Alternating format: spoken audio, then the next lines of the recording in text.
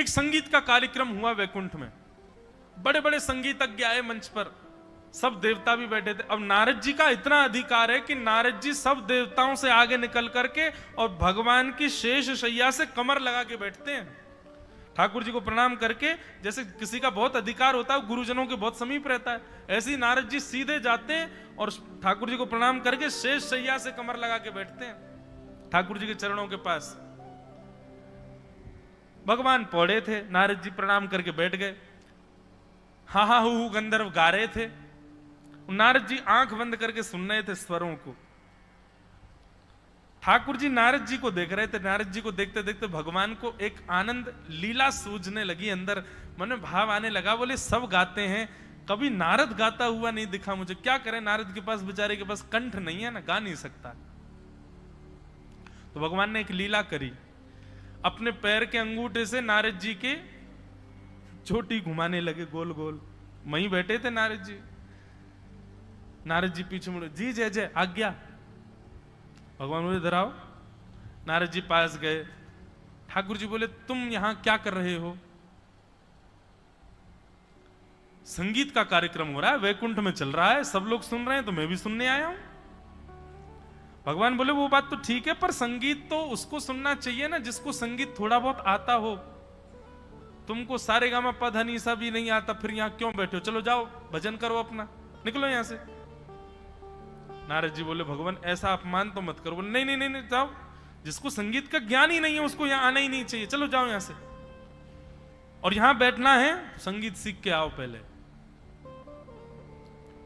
नारद जी को तो बड़ी अपनी, ऐसा नहीं कि उनको अपमान बोध होता है, पर हां सब देवता हंसने लगे, वाह, उछल कूद के आगे जाके बैठ जाता है, ले ठाकुर जी ने भगा दिया। नारद जी सबको देखने लगे, मोटे मोटे आंसू। आजकल तो आज तक तो बड़ी प्रायोरिटी मिलती थी ठाकुर जी से, और आज ठाकुर जी कह रहे हैं जाओ यहां से। नारद जी बोले जय जय, अब देखना, ऐसा संगीत सीख के आऊंगा, ऐसा संगीत सीख के आऊंगा, ऐसा संगीत सीख के आऊंगा, देखना आप। भगवान बोले ठीक है जाओ, अब निकलो यहां से, हमको सुनने दो। नारद जी बेचारे वहां से चले गए। ठाकुर जी तो विनोद कर रहे थे, आनंद कर रहे थे। नारद जी गए सीधे चित्रकेतु के पास। ब्रह्मा जी के पिए हैं चित्रकेतु।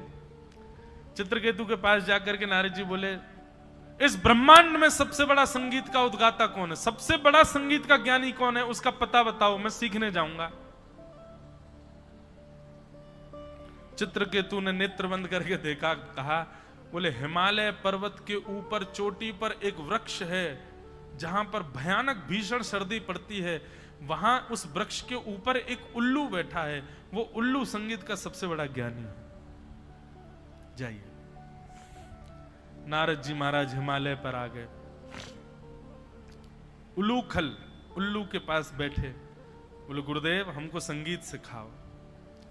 और महाराज उस भयावह सर्दी में नारद जी महाराज ने 2000 वर्ष तक उस उल्लू से संगीत की विद्या को ग्रहण किया, संगीत सीखा। केवल किस लिए? ठाकुर जी को रिझाने के लिए।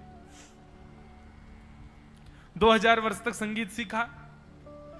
जैसे ही प्रणाम करके जाने लगे तो उल्लू महाराज बोले सुनिए, अपने संगीत को थोड़ा और तराशने के लिए ना कुछ समय आप महादेव के पास जाओ, कुछ दिन महादेव से भी संगीत सीखो। ठीक है। और 1000 वर्ष के लिए फिर नारद जी महाराज महादेव के पास गए, वहां संगीत सीखा। 3000 वर्ष साधना की संगीत की। और महादेव के यहां सीखने के बाद एक दिन महादेव ध्यानस्थ बैठे थे और नारद जी महाराज के स्वर को सुनकर के बस उन्होंने प्रसन्न होकर के आशीष दे दिया, वाह बहुत सुंदर। बस महादेव बहुत सुंदर बोलते हैं, उसके बाद क्या करना। 1000 वर्ष वहां साधना सीखने के बाद नारद जी बोले अब सुनाऊंगा ठाकुर जी को, मुझे भगा दिया था वहां से। अच्छा, ये कोई प्रतिस्पर्धा या ईर्ष्या नहीं, ये प्रेम जहां प्रेमी होते वहां ऐसी बात हो जाती है ना। नारद जी बोले मुझको भगा दिया था सभा से, तुम जानकार नहीं हो, अब देखना ऐसा गाऊंगा, ये हा हा हु गंधर्व भी मेरे सामने नतमस्तक हो जाएंगे। अरे सरस्वती का स्वर भी मेरे सामने फीका लगने लगेगा। ठाकुर जी के प्रति थोड़ी सी लड़ाई झगड़े की भाव आ जाए, यहां तक तो ठीक था, पर हा हा हु गंधर्व और सरस्वती इनके प्रति जो ईर्ष्या का भाव आया, ठाकुर जी को ये प्रिय नहीं था। भगवान बोले नारद श्रेष्ठ तो हो गया, लेकिन ईर्ष्या आ गई इसके चित्त में। भगवान बोले एक लीला करते हैं। और तभी नारद जी महाराज वैकुंठ जा रहे थे, तो रास्ते में एक सुंदर नगर पड़ा, बड़ा सुंदर। वहां के लोग इतने सुंदर कि एक किसी भी व्यक्ति को देख लो उसी को देखते रह जाओगे, इतने सुंदर। लेकिन हर व्यक्ति में एक कमी, किसी की एक उंगली नहीं है, किसी के एक पाम नहीं है, किसी का एक हाथ नहीं है, किसी की एक आंख नहीं है, किसी का एक कान नहीं है, हर व्यक्ति अपंग उस नगर में। नारद जी महाराज बोले कितनी सुंदर नगर, मैं 3000 वर्ष की साधना में गया, एक नया नगर ही बन गया, लेकिन भैया इस नगर में सब लोग अपंग जैसे क्यों हैं? एक भी व्यक्ति परिपूर्ण नहीं है। नारद जी ने एक भैया को रोका, सुनो सुनो सुनो, ये कौन सा नगर है और इस नगर के लोग इतने सुंदर हैं, मेरी तो नजर ही नहीं हट रही है, पर मेरे मन में संशय आ रहा है कि आप सब लोगों के हाथ पांव और ये हाथ पैर अपंग क्यों हैं? वो कहने लगे अरे भैया बस पूछो मत, इस नगर का नाम है संगीत, और हम लोग जो तुमको दिखाई दे रहे हैं ना, हम संगीत की सब राग रागनियां हैं। मैं भीमपलासी राग हूं, वो जो बिना पैर के घूम रहा है ना बेचारा लंगड़ा सा, वो भैरव राग है, वो भैरवी राग घूम रहा है वहां पे, उसकी एक हाथ नहीं है। ये सारे राग रागनियां हैं। वो देखो यमन बेचारा बिना, क्या बोलते हैं उसको, हमारे यहाँ क्या बोलते हैं, बैसाख, कौन सी बैसाख है, बैसाखी, देखो बैसाखी लिए चल रहा है यमन राग। बैसाखी समझते हैं? कोई व्यक्ति यदि भगवत अनुग्रह से यदि उसको एक चरण नहीं होता तो बेचारा वो एक सहारा लेके जो चलता उसको बैसाखी बोलते हैं। देखो वो यमन राग घूम रहा है, ये देखो भैरव की स्थिति देखो, भैरवी बेचारा वहां पड़ा है। ये हम सब राग रागनियां हैं। ओहो, संगीत सुनते ही और महाराज राग रागनियों का नाम सुनते ही नारद जी तो नतमस्तक हो गए। 3000 वर्ष से इन्हीं की तो साधना कर रहा था मैं। एक एक को जाकर के प्रणाम करने लगे, दंडवत करने लगे। सब कहने आप इतना प्रणाम क्यों कर रहे हो भगवान? बोले मैं अपना परिचय बाद में बताऊंगा, लेकिन आप पहले मुझे यह बताइए आपके हाथ पांव किसने तोड़े? सब संगीत की राग रागनियां। बोले बस पूछो मत, एक नया नया गवैया हुआ, उसका नाम है नारद। वो ऐसा तोड़ मरोड़ करके गाता है, उसी के गायन की वजह से देखो हम सब अपंग हो गए। किसी के हाथ चला गया, किसी का पैर चला गया, किसी की आंख चली गई है। हम सब उसको खोज रहे हैं। जिस दिन हमको मिल जाएगा वो नारद, पेड़ से बांध करके अपने एक एक स्वर का बदला लेंगे उससे। भैया आपने अपना परिचय नहीं बताया, आपका नाम? नारायण दास नाम है मेरा। नारद जी मिलेंगे तो जरूर लेके आऊंगा आपके पास।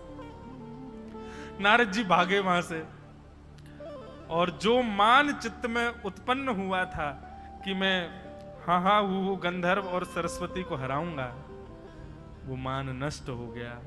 महादेव के पास गए, बोले कि आपने संगीत तो सिखा दिया, लेकिन अब इस मान को कैसे मर्दन करूं?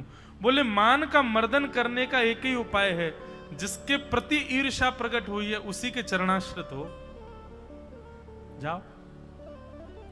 मुझे इतना सुंदर लगता है, शाम को जब यहां पर पंचपदी होती है, सब लोग पद गाते हैं, तो उस पद वहां उस सभा का नियम है, यदि कोई व्यक्ति विलंब से आए तो उसको कान पकड़ के खड़ा होना पड़ता है। और चाहे कोई हो, अब आज कल तो हम आए थे, हमको पता नहीं थी, पर अब से अगर अष्टपद में वो पंचपदी में हम भी लेट आएंगे तो हम भी ऐसे खड़े रहेंगे। भैया ठाकुर जी हमारी प्रतीक्षा करें। लेकिन इसका भाव कितना सुंदर।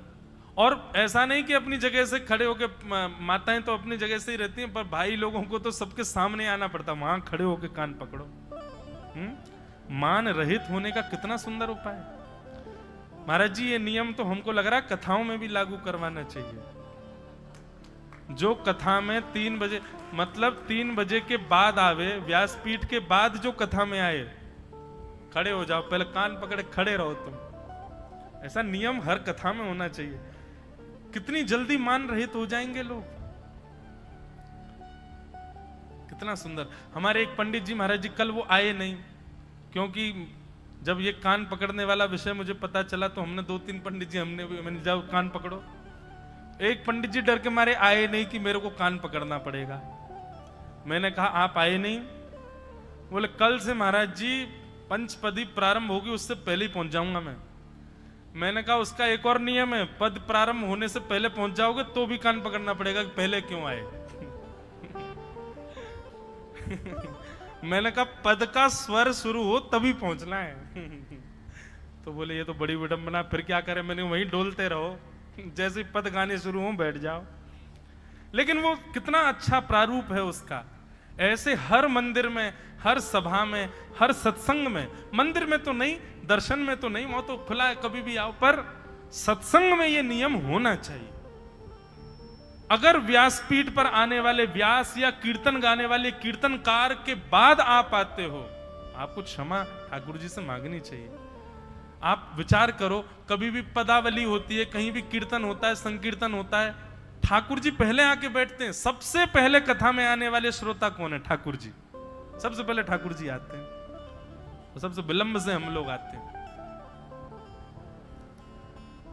महादेव बोले मान रहित होना है तो जिसके प्रति तुम्हारे चित्त में प्रतिस्पर्धा का भाव आया था उन्हीं की शरण में जाओ।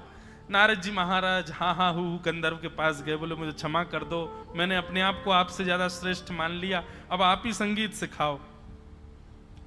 हाँ हाँ हु गंधर्व ने कहा नहीं नहीं नहीं नहीं भगवान, ये सब भगवान की लीला थी। आपके मान को दूर करने के लिए भगवान ने ये संगीत नगर बनवाया और उस संगीत नगर में इन सबको प्रकट करवाया। आप बिल्कुल निश्चिंत रहें, आपका जो स्वर है, आपका जो गायन है वो तो अत्यंत विशिष्ट है। नारद जी महाराज बोले मुझे कैसे पता चलेगा? बोले अभी 3 दिन बाद फिर से संगीत का समायोजन होगा, आप पधारिएगा। पिछली बार आपको भगा दिया था, अब की बार ठाकुर स्वीकार करेंगे। सबसे पहले प्रस्तुति हा हा हु गंधर्व ने की, दूसरी प्रस्तुति सरस्वती मैया ने की, तीसरी प्रस्तुति अन्य अन्य देवगणों ने की। सबसे श्रेष्ठ प्रस्तुति करता सबसे अंत में आता है। सबसे अंत में प्रस्तुति देने के लिए नाम उद्घोषणा की महादेव ने। अब हम मंच पे बुलाना चाहते हैं हरिदास वर्य, हरिदासों में जो सबसे श्रेष्ठ हैं, ऐसे श्री नारद जी महाराज को। नारद जी का नाम सुनते ही भगवान बोले हैं नारद गाएगा? बोले हाँ। नारद जी महाराज मंच पर आए, मंच पर आकर के ठाकुर जी को प्रणाम। ठाकुर जी अभी तक तो पौड़े थे, अब बैठ गए। अच्छा नारद गाएगा? बोले हाँ। और श्री नारद जी महाराज ने जैसे ही नेत्र बंद करके स्वर लगाया, ऐसा स्वर गूंजा महाराज आभा मंडल में। औरों की स्थिति तो मैं क्या वर्णन करूं, पर बस ये स्थिति समझ लीजिए कि जैसे ही नारद जी ने गाना प्रारंभ किया, शेष शैया पर खड़े होकर के चतुर्भुज उठा करके ठाकुर जी नृत्य करने लग गए श्री नारद जी के भाव को सुन करके। हाँ। ऐसा स्वर गाया महाराज। भगवान सोचने लगे मैं क्या दूं क्या दूं, मुझे कुछ देना है, नारद को उपहार देना है। तभी महाराज सरस्वती अपनी वीणा लेकर के आई। सरस्वती जी की वीणा साधारण नहीं है, उस वीणा में भी सृजन और संहार की सामर्थ्य है। यदि सरस्वती जी गंभीर राग बजा दें तो पूरे विश्व का संहार हो सकता है, और सरस्वती जी प्रेम राग बजा दें तो विश्व बन भी सकता है। वो संहार और विनाश का भी कारक है वो वीणा। वो वीणा ला करके भगवान को प्रदान की, और भगवान ने वही वीणा प्रेम प्रसन्न होकर के नारद जी महाराज को अर्पित करके अपने हृदय से श्री नारद जी को लगा दिया। बोलो भक्त वत्सल भगवान। देव दत्ताम इमाम वीणाम स्वर ब्रह्म विभूषिताम मूर्छयित्वा हरिकथा गायमानश्चराम्यहम्। हमारे पूज्य श्री मलुकपीठ वाले महाराज जी एक बार एक बात कह रहे थे, ये देवदत्ता वीणा क्या है? देवदत्ता वीणा क्या है?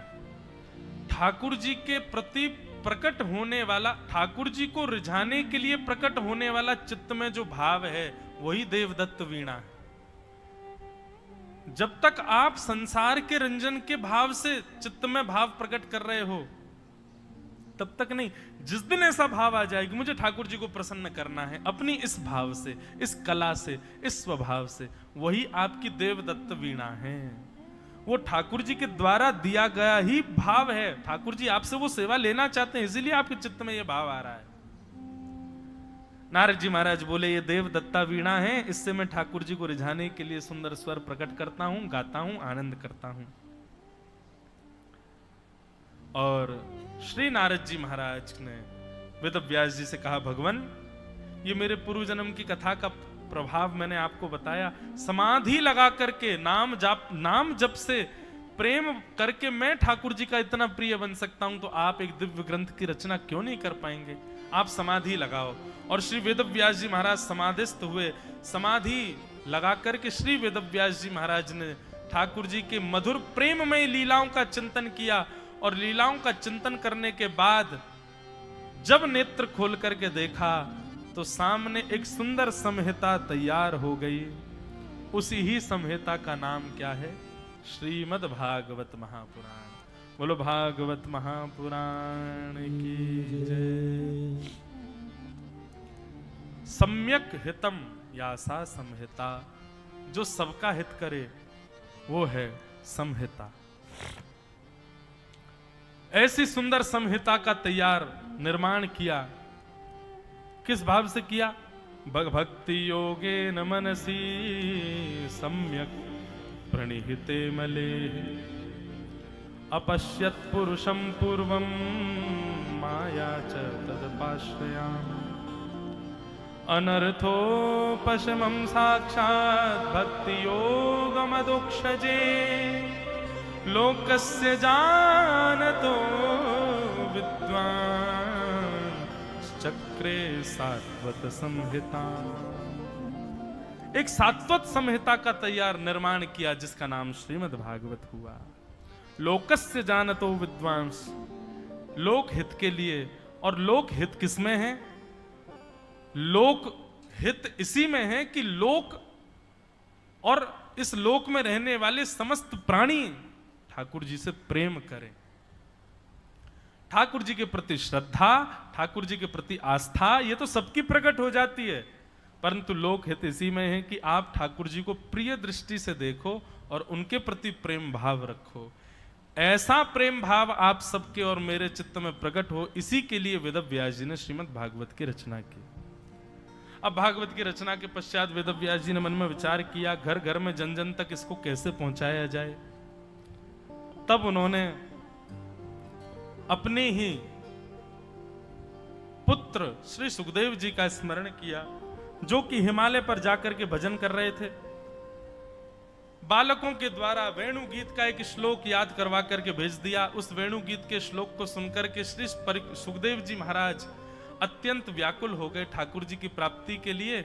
और व्याकुल स्थिति में अपने पिता के चरणों में आके प्रणाम करके बोले, भगवान ये वरहा पीड़म नटवर वपुः कर्णयो कर्णकारम, ये मोर मुकुट पहनने वाले, मकराकृत कुंडल पहनने वाले, वंशी का नाद करने वाले, ये इस श्लोक में दिखने वाले जो बालक है, ये कौन है?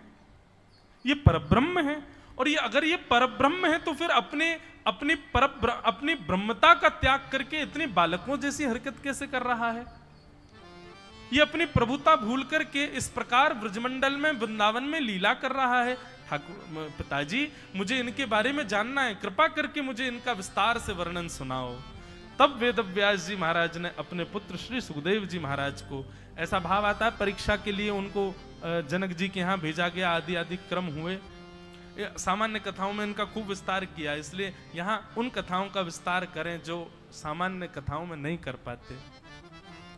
सुखदेव जी महाराज को भागवत सुना करके कहा, पुत्र अब इसका प्रचार करो। सुखदेव जी महाराज वही भागवत की गाथा लेकर के गंगा के तट पर गए। वहां एक प्यासा मिला जिसका नाम था परीक्षित। और उसी परीक्षित को श्री सुखदेव जी महाराज ने सप्ताह 7 दिन तक कथा सुनाई। पहले दिन मैंने एक बात स्पष्ट की थी बंधुओं, कथा 7 दिन नहीं सुनानी थी परीक्षित को। परीक्षित के पास दिन ही 7 थे, तो कहां जाते? उनकी आयु ही 7 दिन की थी। यदि उनको 1 महीना में मृत्यु का श्राप मिलता तो शायद सुखदेव जी के प्रवचन 1 महीने तक ही चलता। भागवत कथा की कोई अवधि नहीं होती बंधुओं, कितने दिन सुनो। अब जिस गति से अभी हम लोग चल रहे हैं, इस गति से तो चातुर्मास की कथा करवाओ, तब जाकर के कृष्ण जन्म होगा। महाराज जी आज्ञा कर रहे हैं, कराओ चातुर्मास और कराओ इनके। महाराज जी, और ये बात सत्य कह रहे हैं, हम गायत्री जप कर रहे थे, उसी समय ऐसा एक दृश्य दिखा कि एक बार चातुर्मास के लिए आए हैं और यहां बैठ के कथा सुना रहे हैं। अब ये हमारे घर वाले सुन रहे होंगे तो डंडा लेके बैठे होंगे, आने दो इसको, 4 महीने कथा करेगा।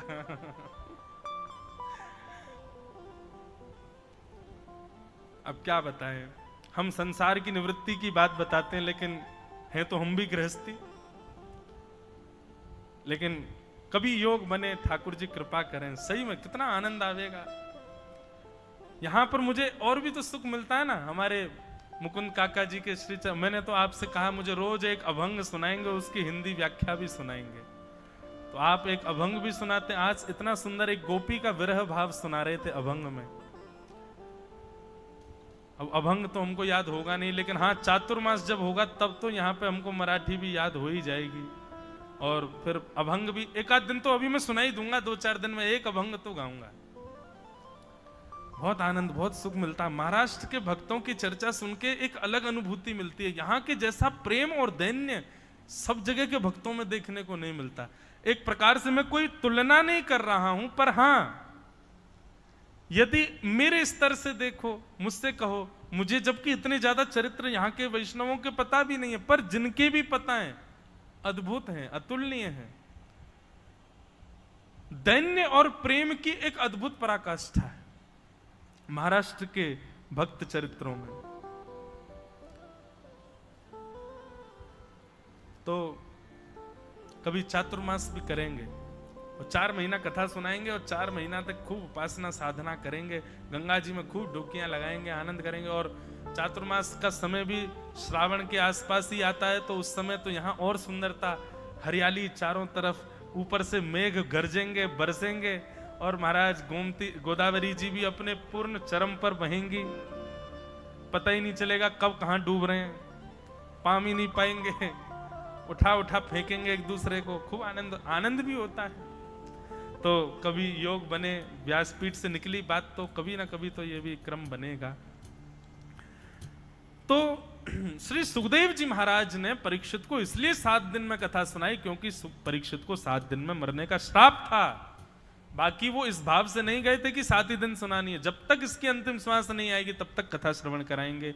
कथा श्रवण का नियम ऐसा ही लीजिए कि जब तक श्वास चल रही है तब तक हम भागवत के आश्रय में आश्रित रहें, तब तक सत्संग हमारा कभी छूटे ना।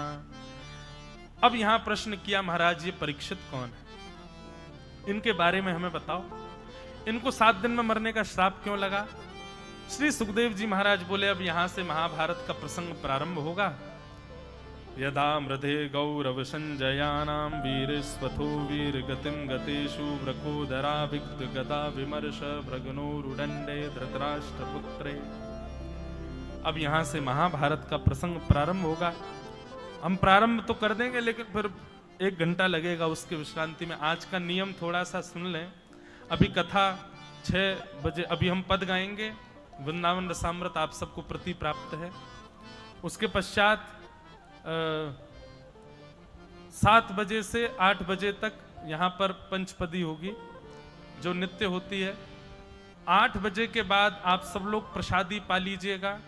8:30 बजे तक प्रसाद पाकर के पुनः यहाँ उपस्थित हो जाना।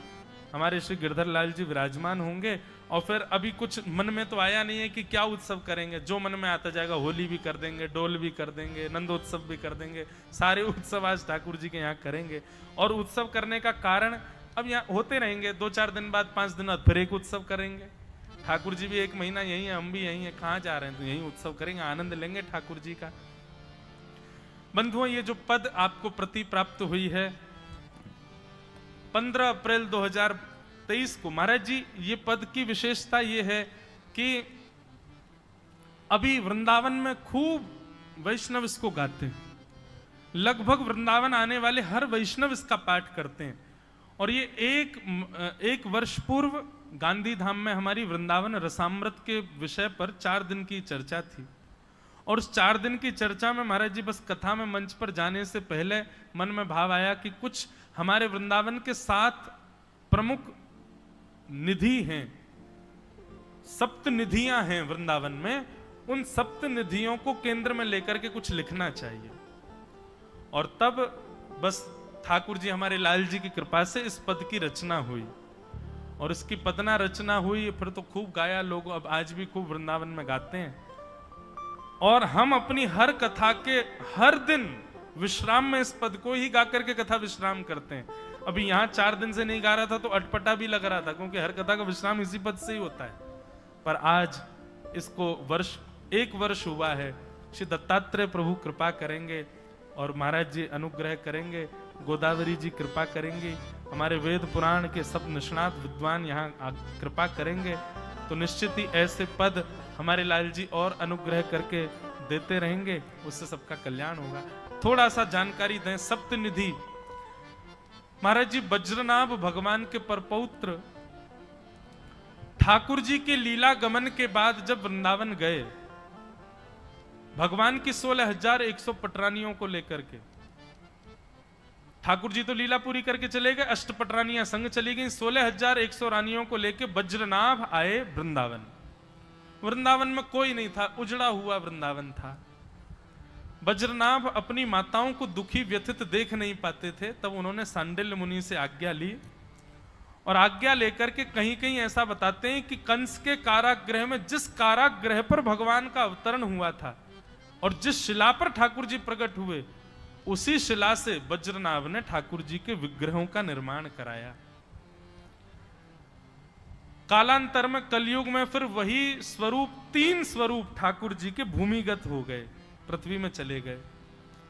फिर हमारे वृंदावन में रसिक जन, आचार्य जनों ने आकर के अपने भजन बल से और अपने भाव बल से उन ठाकुर जी को पुनः प्रकट कर दिया। तो इन सप्तनिधियों में 3 निधि तो वो हैं जो वज्रनाभ के द्वारा बनवाए हैं। कौन कौन से? श्री गोविंद देव जी, जो कि अब जयपुर में विराजते, पहले वृंदावन में थे, मुगलों के आने पर जयपुर चले गए। दूसरे श्री मदन मोहन जी, जो करौली राजस्थान में विराजते हैं, ये भी पहले वृंदावन में थे, मुगलों के शासन पर ये भी राजस्थान चले गए वृंदावन से। तीसरे श्री गोपीनाथ जी, ये भी अभी जयपुर में विराजते हैं, ये भी मुगल शासन के समय पर चले गए। चौथे ठाकुर जी हमारे वृंदावन के श्री राधा रमण लाल, जिनको गोपाल भट्ट गोस्वामी जी ने प्रकट किया। नृसिंह चतुर्दशी थी, गोपाल भट्ट गोस्वामी बोले, आप प्रहलाद के लिए खंभ से प्रकट होते हो, क्या मेरे लिए शालिग्राम से प्रकट नहीं होगे? मुझे शालिग्राम नारायण स्वरूप है, पर मैं भी आपका श्रृंगार करना चाहता हूं, मैं भी आपको मुकुट धराना चाहता हूं, मैं भी आपको बाकी अदा में देखना चाहता हूं। प्रहलाद के भाव से आर्तनाद करते हुए जब व्याकुल हुए श्री गोपाल भट्ट गोस्वामी, तो चौथे निधि हमारे वृंदावन में श्री राधा रमण लाल प्रकट हुए। 5वें हमारे वृंदावन में महादेव के घर के ठाकुर जी, जैसे सबके घर के गोपाल जी होते हैं, ऐसे ही महादेव के घर के ठाकुर जी, श्वेत द्वीप में महादेव जिनकी सेवा करते हैं, ऐसे श्री राधा वल्लभ लाल जी प्रकट हुए। 6वें ठाकुर जी हमारे वृंदावन में श्री जुगल किशोर जी प्रकट हुए, जिनको श्री हरिराम व्यास जी ने प्रकट किया, जो कि अब पन्ना में विराजते हैं मध्य प्रदेश में। और 7वें निधि हमारे वृंदावन के श्री बांके बिहारी लाल, जिनको श्री स्वामी हरिदास जी ने प्रकट किया। तो इन 7 निधियों को इस पद में प्रणाम किया गया और इनको प्रकट करने वाले आचार्यों को भी प्रणाम किया। और 8वीं पंक्ति में जिनकी कृपा से ये पद प्रकट हुआ है, ऐसे हमारे लाल जी जो आज आएंगे, उनको प्रणाम किया गया, उन्हीं की कृपा से ये पद निर्माण हुआ है।